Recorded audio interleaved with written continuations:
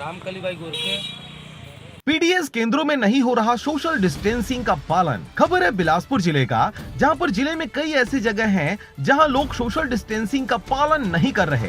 यही कारण है कि जिले में लगातार कोरोना के आंकड़ों में वृद्धि हो रही है। प्रशासन के बार बार हिदायत देने के बाद भी कई विभाग इसे पालन नहीं कर रहे। दरअसल इन दिनों जिले के पीडीएस केंद्रों में चावल का वितरण हो रहा है। चावल लेने के लिए बड़ी संख्या में हितग्राही केंद्र पहुंच रहे हैं, जहां हितग्राहियों द्वारा कोरोना गाइडलाइन का पालन तनिक भी नहीं किया जा रहा। साथ ही संचालक भी बिना मास्क के चावल बांटते नजर आ रहे हैं।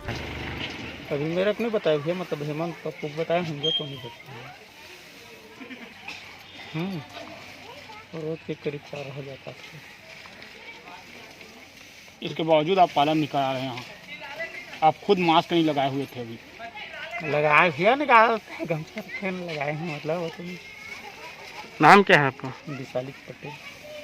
बिलासपुर से रविंद्र टंडन की रिपोर्ट, आरजे रमझाझर।